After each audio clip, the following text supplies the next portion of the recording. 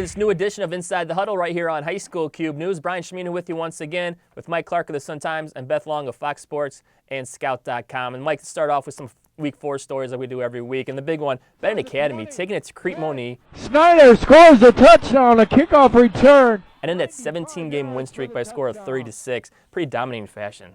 Yeah, I mean, Bennett's obviously for real. Not that we didn't think they were before, but I mean, the thing that impressed me the most is that they haven't really skipped a beat with Porter Onko, their running back linebacker, being out for the season. So I think Crete's probably still a team to watch in the 6A playoffs, though.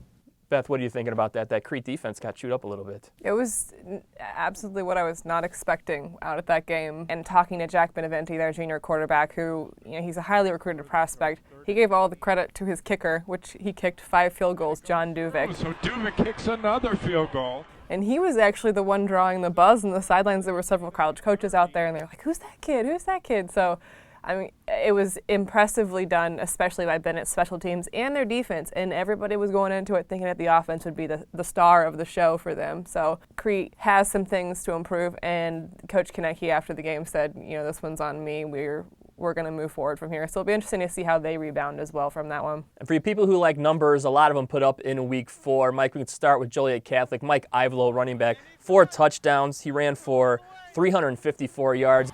Touchdown, JCA! He committed himself to becoming their featured back after being kind of a complimentary guy last year, and he's committed to St. Francis right now, but may wind up getting some D1 looks.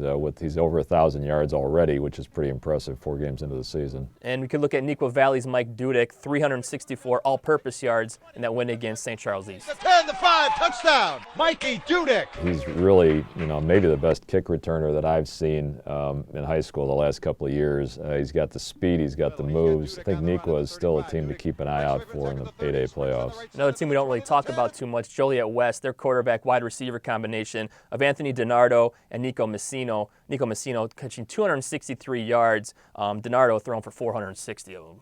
Yeah, those are some pretty ridiculous numbers, especially in a loss. They lost to Sandburg in that game. Joliet West, it's been kind of a tough run for them and for Joliet Central since the program split. They used to be a co-op for both schools. Joliet West is definitely getting better, and they're certainly more competitive with players like that. Looking ahead to Week 5 already, one of the big games, Catholic Blue, like all year, going to have number 1 Mount Carmel taking on their arch rivals, St. Rita. This is one of the great rivalries in any sport in the state. Some big-time talent on both sides, obviously. I mean, a great matchup is going to be Tommy Mister against Mount Carmel's defense.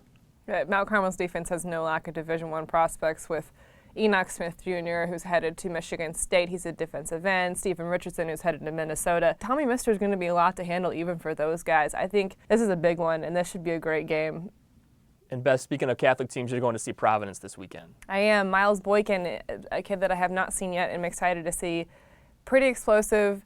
I hear he's got the same sort of explosiveness as Mike Dudek, who we mentioned earlier.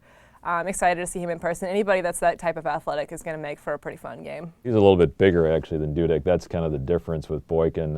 He's really kind of a tight end type body, basically, which is, he's so hard to defend. I saw him last week against Loyola, and they were double covering him pretty much all game long, which is something Loyola doesn't like to do, but that's how much they respect Boykin, basically. And I'm going to get to see a big one in the East Suburban Catholic. 4-0 Niles of Notre Dame.